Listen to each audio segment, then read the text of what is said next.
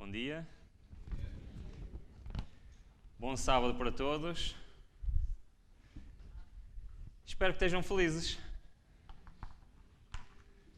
Porque hoje é um dia especial. Hoje é o sábado do Senhor. E também, de acordo com a programação deste ano de União, hoje é o sábado dedicado ao espírito de profecia. E como tal, o tema de hoje vai ser exatamente sobre este tema. O título do tema de hoje é Para que servem os testemunhos? Alguém poderá se perguntar o que é que isto quer dizer, o que é que são os testemunhos? Sabem que quer os nossos pioneiros, quer Ellen White, quando se referia aos seus próprios escritos, dava o nome de testemunhos. E aí, realmente, de acordo com a profecia do Apocalipse, fala exatamente nisso, nos testemunhos. Nós sabemos que estes testemunhos, dados, inspirados por Deus, à profetisa do Senhor, Ellen White, constituem realmente um tesouro que nós temos. E hoje vamos falar um pouco sobre esses testemunhos. E eu gostava de, nos momentos a seguir, que nós pudéssemos responder a esta pergunta: para que servem os testemunhos? Mas nós vamos estar o sermão todo de volta desta pergunta. Nós, para além de vermos para que servem os testemunhos, o principal objetivo da mensagem de hoje é: o que é que eu tenho a ver com isso? Faz sentido o que eu estou a dizer? O que é que, em primeiro lugar, para que é que servem os testemunhos? Qual a sua importância e que implicação eles devem ter aonde? Na minha vida. Ok? Isto era um título muito comprido para pôr ali, não era? E por isso o título está só para que servem os testemunhos. Então nós, nos próximos minutos, vamos ver alguns textos que nos falam exatamente sobre isto. Para que servem os testemunhos? Então, se nós temos a Bíblia, que tem tudo necessário para eu saber acerca de Deus e para a minha salvação, para que servem os testemunhos? Antes de respondermos a esta pergunta, eu queria ler dois textos que nos falam de alguém que odeia os testemunhos escritos por Ellen White. Sabem quem é esta pessoa?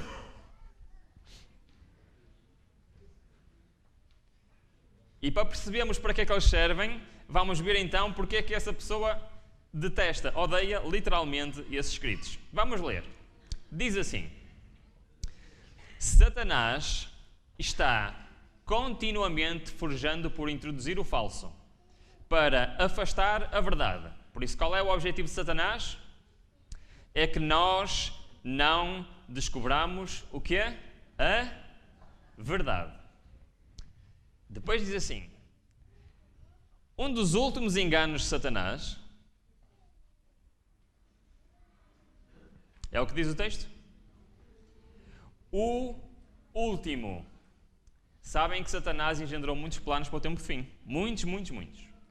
Mas o último grande engano de Satanás, sabem o que é? Será tornar sem efeito o testemunho do Espírito de Deus. Não havendo profecia, o povo se corrompe.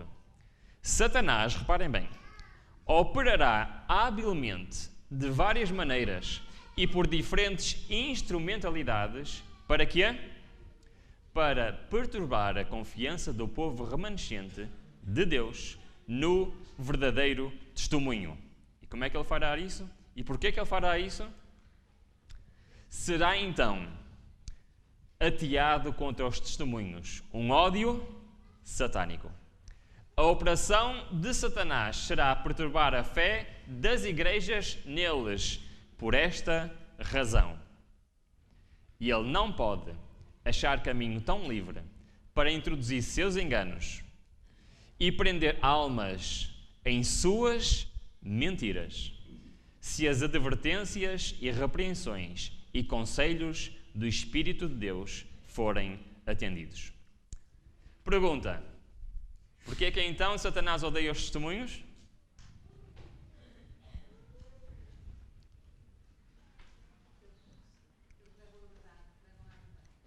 Porque eles conduzem, em primeiro lugar, à verdade e, em segundo lugar, expõem o quê?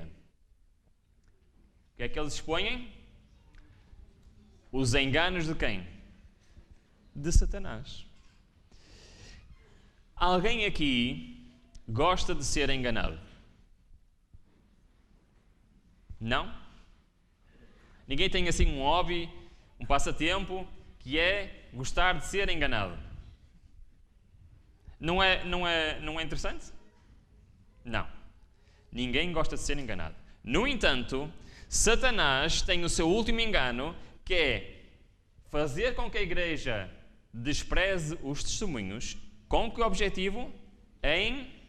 Enganar. Muito bem. Agora vem a pergunta: para que é que servem então os testemunhos? Estas mensagens foram representadas como uma âncora para o povo de Deus. Aqueles que as compreenderem e receberem serão preservados de ser varridos pelos muitos enganos de Satanás. Então nós sabemos que no tempo do fim, que é a altura que nós vivemos hoje, Satanás engendrou o quê? Muitos enganos. E para nós nos apercebermos deles, Deus deixou tudo isso escrito para nós. E nós temos duas opções. Qual é? Quais são essas duas opções? Ou queremos saber daquilo que Deus deixou como testemunho, ou não queremos saber, certo? Certo ou errado?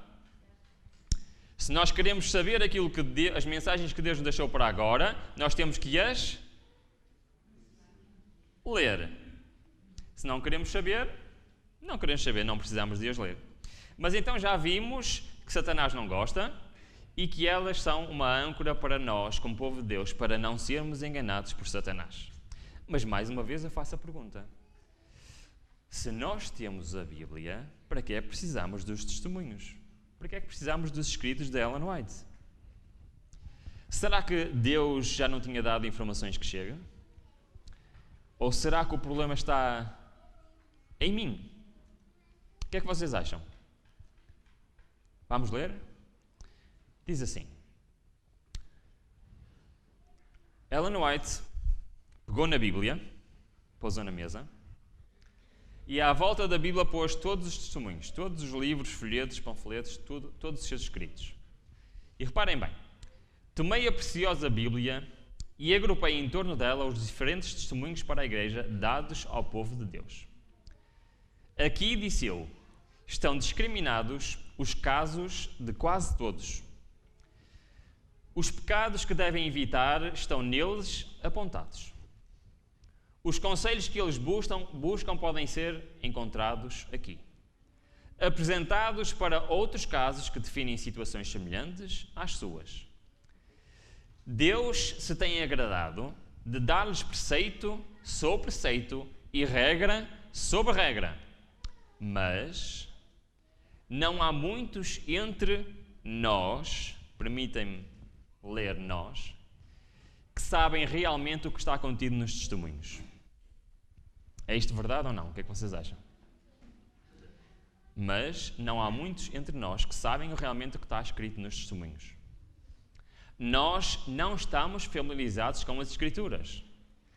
Se tivéssemos feito da Bíblia o objeto de nosso estudo, com o propósito de atingir o padrão bíblico e a perfeição cristã, não necessitariam dos testemunhos.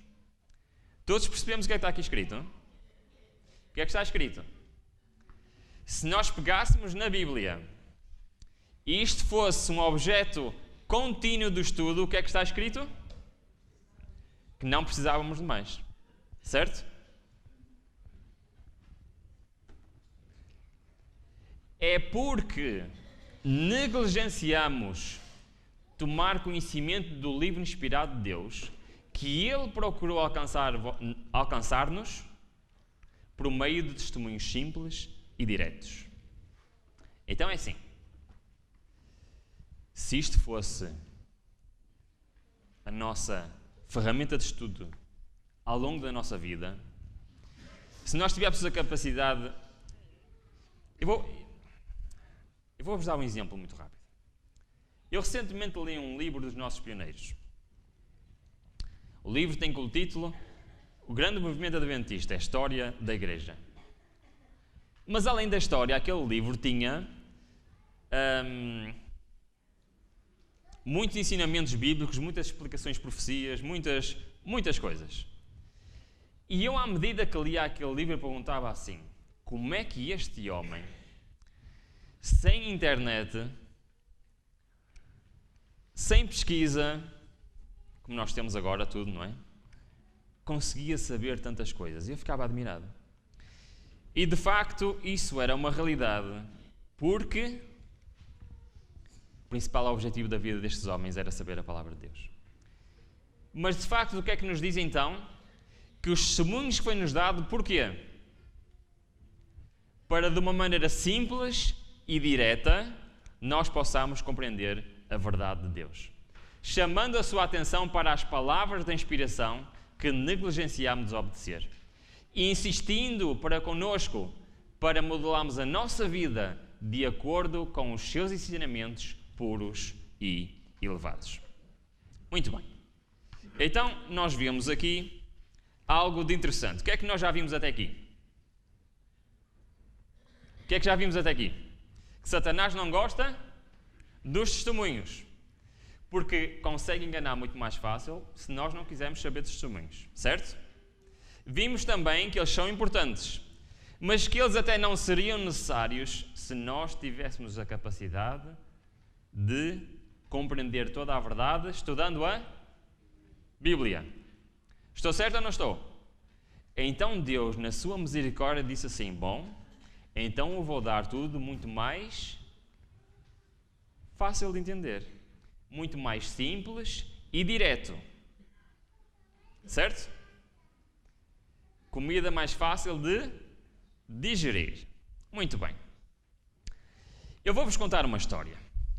Esta história passa-se no ano de 1911. Para conseguirmos compreender a importância dos testemunhos e destes livros que temos à nossa disposição. No dia 6 de outubro de 1911, foi enviado para a gráfica o último livro da série Conflito dos Séculos. A série Conflito dos Séculos é uma série de 5 livros dos testemunhos, que alguém sabe quais são? Grande Conflito, Atos dos Apóstolos, Desato das Nações, Profetas e Reis, Patriarcas e Profetas. Muito bem. O último destes a ser escrito foi o Atos dos Apóstolos. E foi acabado de escrever em 1911. Foi uma data muito importante. Dia 6 de outubro foi mandado para a tipografia para ser impresso. 6 semanas depois chegou a encomenda. Primeira edição do livro Atos dos Apóstolos, que retrata não só o livro de Atos na Bíblia, mas também as cartas de Paulo e a vida de Paulo como missionário e as suas viagens. Veio mesmo a tempo, sabem porquê? Porque no dia 26 de novembro, Ellen White fazia anos. E ela teve um desejo no seu aniversário. Foi o seu aniversário. Sabem quantos anos ela fez em 1911? 84. E ela teve um desejo naquele aniversário. O desejo dela naquele aniversário foi o seguinte. Foi assinar 11 livros, primeira edição, Atos dos Apóstolos, assinar e enviar para amigos chegados e para colegas de trabalho. E o desejo dela era, nesse dia de aniversário, fazer isso. Então assim fez. Ela, nesse dia, pegou em 11 os 11 primeiros livros dos Atos dos Apóstolos, assinou-os e depois o seu filho enviou então para essas pessoas. Uma das pessoas que recebeu esta primeira edição foi uma senhora chamada Adélia. Era uma amiga de Ellen White, uma amiga chegada, e foi uma das pessoas que recebeu então esta primeira edição. E esse livro sobreviveu até aos nossos dias. E está aqui na minha mão. Isto é um Atos dos Apóstolos, 1911, enviado em novembro de 1911 pelo filho de Ellen White para esta senhora chamada Adélia. Estou-se a perguntar como é que eu tenho este livro na minha mão, não é?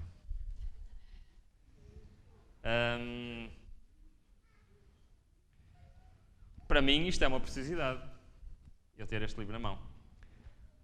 Eu estava nos Estados Unidos e a Sónia estava a ver uma loja de, como é que se chama? Lembranças. E essa loja de lembranças tinha um corredor cheio de como é que se diz? Armários, não é armários, mas estantes, com livros usados. E num canto havia uma estante com livros usados de Ellen White. E nós chegámos lá e vimos aqueles livros antigos, estávamos lá a ver. E quando começámos a ver primeiras edições, livros de 1864, livros de muitos do século XIX, nós assim, ui. Então começámos a escolher alguns para trazer. E no meio desses livros estava este livro. Para terem uma ideia, este livro custou $6, 5 euros. Está aqui, 5 euros. Um livro que é uma preciosidade, estava esquecido, abandonado numa estante e agora está aqui na minha mão. E como é que eu sei esta história? Sei esta história que também depois pesquisei, mas sei esta história... desculpem que eu tinha Portanto, este livro foi então finalizar o conflito dos séculos, como ao bocado estávamos a ver. Porque dentro deste livro... Dentro deste livro tem uma carta escrita pelo filho de Ellen White, por William White, dirigido a esta senhora. Eu vou pôr aqui no ecrã para vocês verem melhor. Esta carta está ali assinada por William White. E esta carta diz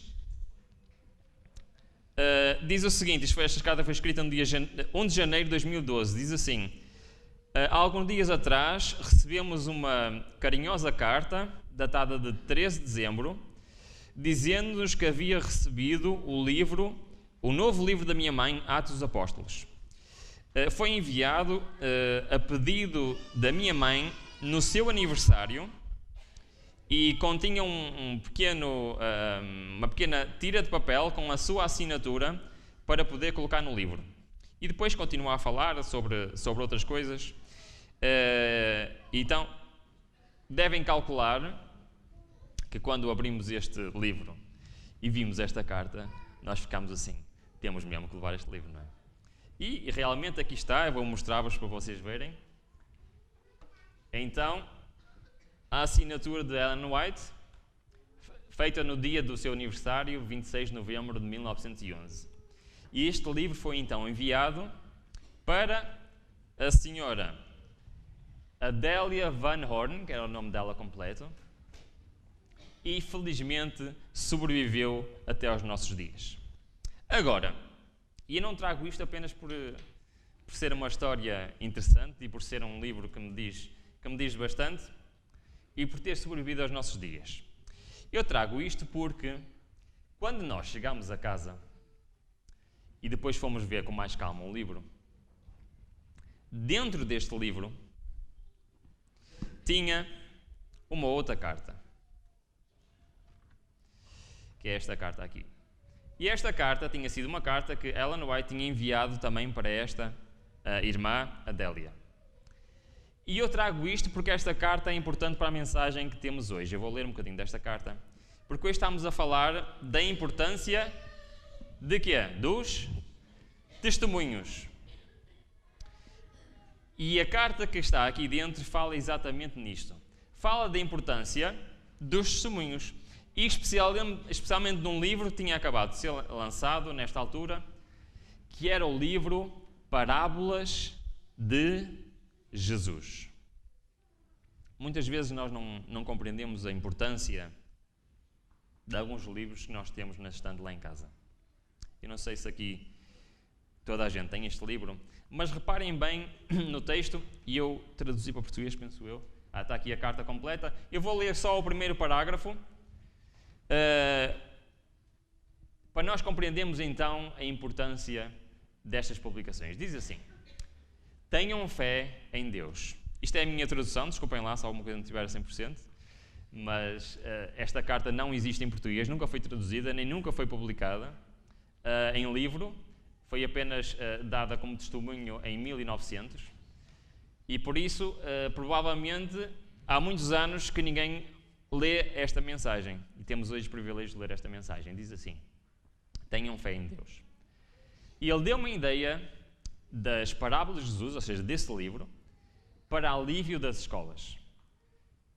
Ele está a testar o seu povo e instituições neste assunto, para ver se eles trabalhariam em conjunto e serem um único pensamento em negação própria e sacrifício próprio.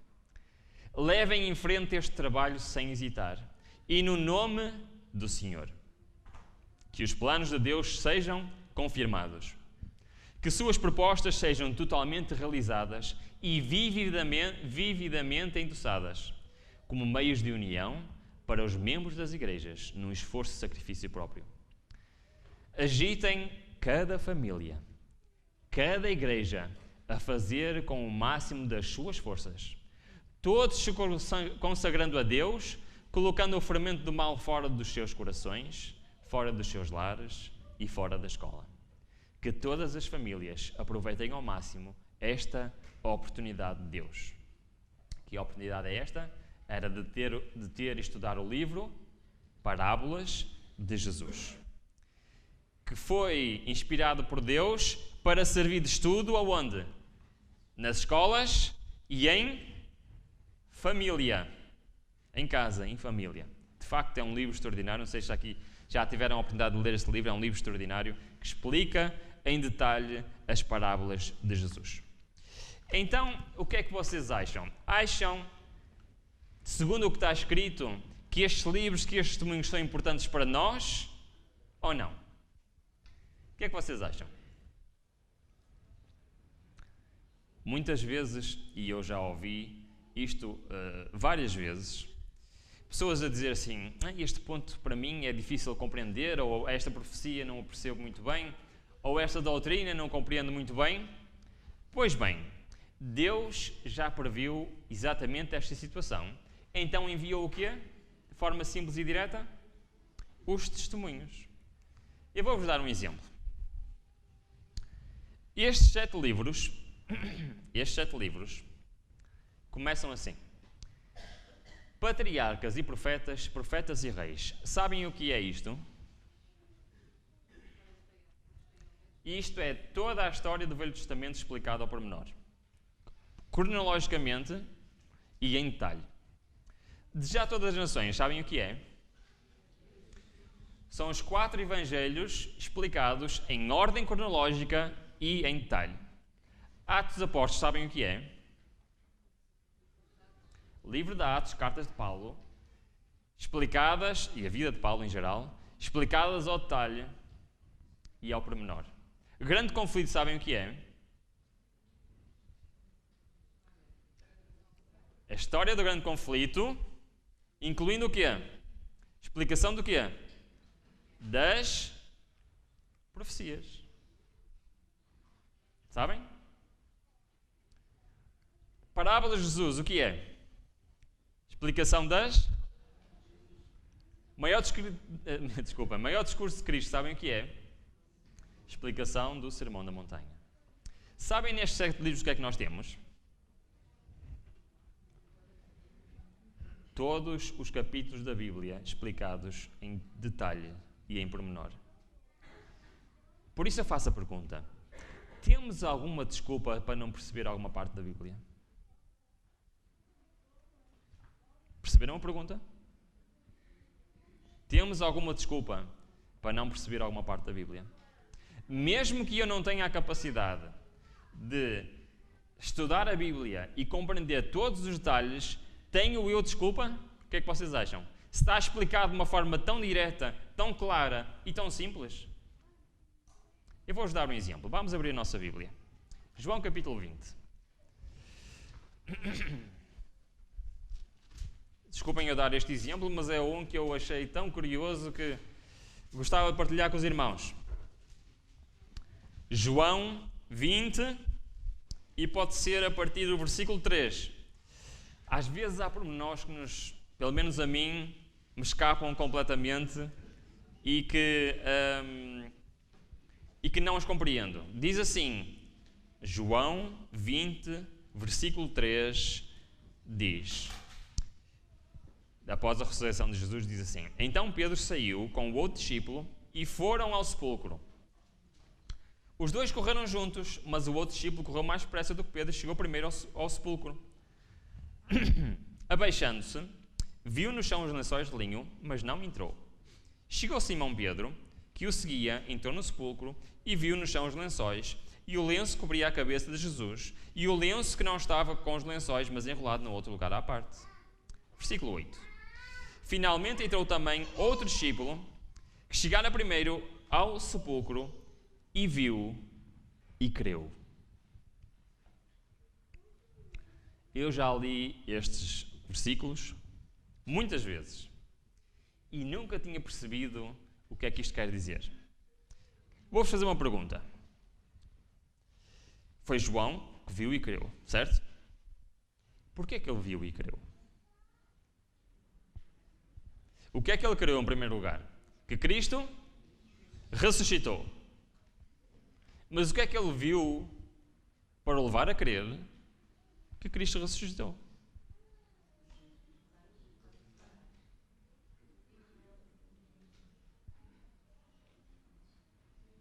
É interessante que às vezes há pormenores, sabem que nada está na Bíblia por acaso. Mas há pormenores que muitas vezes nos passam ao lado. Eu fiquei surpreendido quando li isto. Diz assim, os discípulos correram para o túmulo e acharam-se como Maria dissera, viram o sudário e o lenço, mas não acharam o Senhor. Havia, no entanto, mesmo ali, o testemunho de sua ressurreição. Lá, no sepulcro, que João olhou, viu e creu, tinha o testemunho que provava que Jesus tinha ressuscitado. Diz assim, as roupas do sepultamento não estavam atiradas com negligência a um lado, mas o que é? Cuidadosamente dobradas, cada uma num lugar à parte, e então João viu e creu. Então espera lá. A prova que fez com que João acreditasse que Jesus ressuscitou não foi ver o túmulo vazio. Foi ver a roupa cuidadosamente dobrada e cada uma no seu sítio. Porquê? É muito interessante, no outro dia estava alguém a falar e a dizer assim, epá, que chatice, eu não percebo porque é que todos os dias tenho que fazer a cama, tenho que dobrar a roupa, tenho que... Eu à noite já vou outra vez fazer tudo, para que é que eu tenho que fazer? Não sei se já encontraram uma vez uma pessoa que pensa assim. Mas sabem que Jesus não era assim. Sabem como é que Jesus era? E por isso João reconheceu que só podia ter sido Jesus a fazer aquilo. Eu vou ler. Diz assim, fora o próprio Cristo que colocara com tanto cuidado as roupas com que o sepultaram. Enquanto o anjo do céu removeu a pedra, o outro entrou no sepulcro e desembaraçou o corpo de Jesus do seu invólucro. Foram, porém, as próprias mãos do Salvador que dobraram cada peça, pondo-a em seu lugar.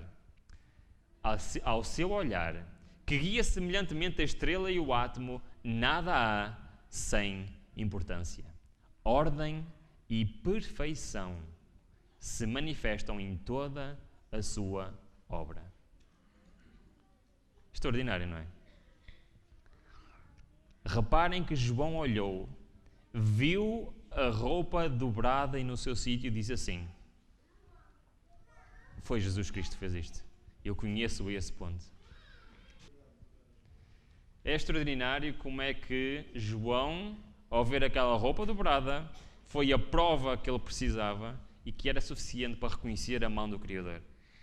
Agora, eu digo-vos, eu já li este texto muitas vezes e nunca tinha encontrado esta lição que está aqui. Isto é uma lição para nós ou não é? É uma lição extraordinária para nós. Tudo para o Salvador é importante e tudo tem que estar em ordem e tudo tem que ser perfeito. É realmente algo extraordinário para nós. E assim como eu achei interessante isto, eu posso vos dizer que nestes testemunhos tem tantas e tantas lições tão importantes para a nossa vida que nós desperdiçamos porque não queremos saber dos testemunhos. E é muito interessante que agora vos digo mais uma vez, nós não temos desculpa nenhuma para não perceber alguma parte da Bíblia.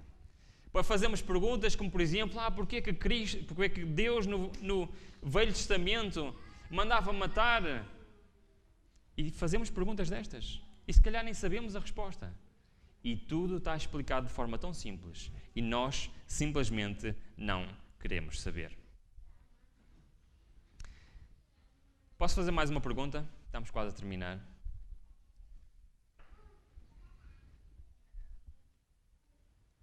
Eu acho que há duas hipóteses. Agora sou eu a falar. Atenção. Ou nós somos demasiadamente confiantes em nós próprios, ou nós somos loucos.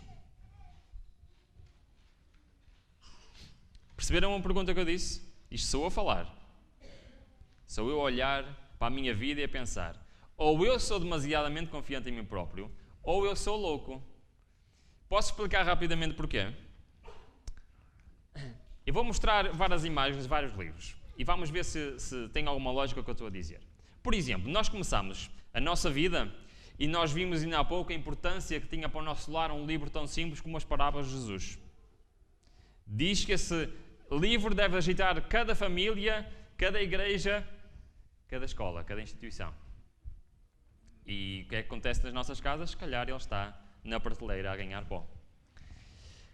Mas nós começamos a nossa vida normalmente como crianças, como estudantes. Por exemplo, mas nunca quisemos saber quais são os conselhos que existem para os estudantes. Sabiam que há conselhos para os estudantes? Continuamos e vem a juventude e se calhar nunca quisemos saber o que é que está escrito de testemunho só para jovens e mensagens para os jovens.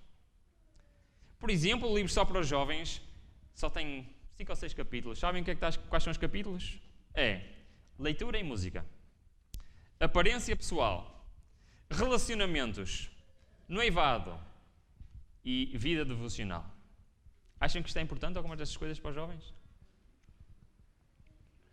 Depois, a juventude continua a crescer, começamos a querer namorar, mas não queremos saber nos testemunhos que existem nas cartas a jovens namorados, ou nos testemunhos sobre conduta sexual, adultério e divórcio.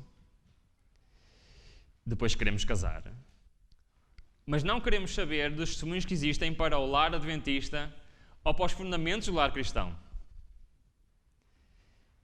Depois queremos ter filhos, mas não queremos saber dos testemunhos que há sobre educação, sobre a orientação da criança, sobre os fundamentos da educação cristã. Ser mãe, o que é? Depois os nossos filhos são assim ou são assado e nós não percebemos porquê. A nossa vida continua, queremos ser membros ativos na igreja, mas ignoramos os testemunhos para a igreja, as mensagens escolhidas, os testemunhos seletos, os conselhos para a igreja. Queremos ter cargos na igreja, ser pessoas ativas ao serviço do Senhor. Queremos ser, por exemplo, participar na ADRA, mas nunca lemos o Beneficência Social. Queremos participar na música na igreja, mas nunca quisemos saber testemunhos sobre a música e sua influência na vida do cristão. Queremos ser monitores da escola sabatina. Queremos ser diretores da escola sabatina, mas nunca quisemos saber dos conselhos sobre a escola sabatina. Queremos estar envolvidos no evangelismo, no testemunho, mas nunca lemos os testemunhos sobre o evangelismo, nem o serviço cristão, nem os testemunhos para obreiros evangélicos. Para que é que Deus deu tantos testemunhos? Depois vêm as nossas lutas espirituais. E perguntamos muitas vezes a Deus porque é que isto me está a acontecer. Porque é que esta dificuldade na minha vida está a acontecer? E o que é que Deus nos diz? Olha para os testemunhos que eu deixei para ti. Mente, caráter e personalidade. Caminho a Cristo. Reavivamento verdadeiro. Reavivamento e seus resultados. Santificação, temperança. Tudo isto são coisas más? O que é que vocês acham? São testemunhos fundamentais para a nossa vida. Dizemos, mas eu não percebo as profecias. E quantos livros nós temos sobre profecias? Eventos finais, história da relação, primeiros escritos, visões do céu, igreja remanescente. Há alguma desculpa. A idade vai avançando, a saúde vai fugindo e nos lembramos que não quisemos saber sobre os conselhos de regime alimentar. Não quisemos saber da ciência do bom viver, dos conselhos sobre saúde ou de medicina e salvação. Eu estou a dar só alguns exemplos, irmãos. E chegamos a idosos e nem sequer sabemos que existem conselhos aos idosos. Existe um testemunho para cada fase da nossa vida, para cada problema que nós possamos ter, para cada desafio que Deus nos põe perante nós. Deus deu-nos luz para cada uma dessas fases da nossa vida. E por isso eu pergunto, ou nós somos demasiadamente confiantes em nós próprios, não querendo saber nada disto? Ou somos?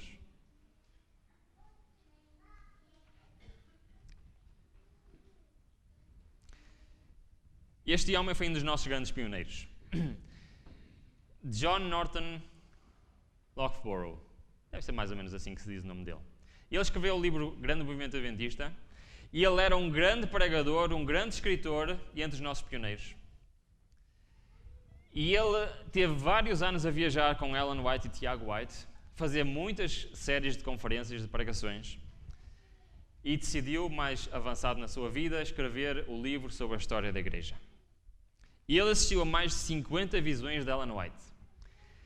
E eu queria ler-vos uma pequena frase que ele tem neste livro, mais para o fim, num dos últimos capítulos, que diz assim, lembra-se há bocado eu falei nele, e perguntava-me assim, como é que este homem sabe tanta coisa, conhece tanta coisa, consegue explicar tanta coisa? No fim do livro eu percebi porquê. Sabem porquê? Olhem o que ele diz assim. Falando de testemunhos de Ellen White, li todos os seus testemunhos por completo. A maioria deles, quantas vezes? Várias vezes. E nunca fui capaz de encontrar uma fase imoral em qualquer um deles, ou algo que não seja estritamente puro e cristão, ou algo que conduza para longe da Bíblia ou de Cristo. Ao contrário, encontrei ali os mais fervorosos apelos para obedecer a Deus, amar a Jesus, ter a fé nas Escrituras e estudá-las constantemente. Tal proximidade com Deus e tal fervorosa devoção, tais solenes apelos para se viver uma vida santa, só podem ser inspirados pelo Espírito Santo. Para terminar, eu queria responder a uma última pergunta. Já podemos responder mais ou menos esta pergunta. O que é que eu tenho a ver com isto? Qual deve ser a influência disto na minha vida pessoal e particular? Porque é que Deus se deu ao trabalho de, no tempo do fim, dar instruções tão precisas, diretas e simples para o povo de Deus? Foi para ti, foi para mim. E será que nós achamos que isto é minimamente importante? Eu vou ler o último texto que se encontra em Testemunhos para a Igreja, no segundo volume, página 605. São 5 diapositivos e vamos terminar. Diz assim: alguns que receberam advertências especiais por meio de testemunhos, por meio dos seus livros, esqueceram-se dentro de poucas semanas das admoestações que lhes foram feitas. E se calhar o mesmo vai acontecer com a mensagem de hoje. Se calhar daqui a poucos dias, poucas semanas, nos vamos esquecer. Os testemunhos foram várias vezes repetidos. Eles, porém, não os consideraram bastante importantes para levá-los a sério e lhes parecem como loucura. Como a palavra de Deus se haja circundada por estes livros e folhetos, assim também Deus o circundou por reprovações, conselhos, advertências e encorajamento. Aí estão vocês com o coração angustiado, clamando a Deus por mais luz. E se calhar isto sou eu, ou tu, que clamamos a Deus por mais luz. E sabem o que é que Deus responde?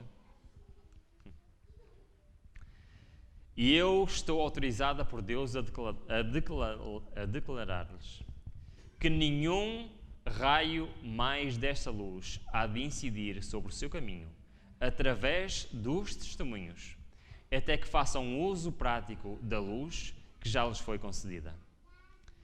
O Senhor lhes tem circundado de luz, mas nós não a temos apreciado. Antes, espezinhamos. Enquanto uns a desprezam, outros a negligenciam ou a seguem indiferentemente. Poucos dispuseram o coração a obedecer à luz que Deus lhe agradou em dispensar-lhes.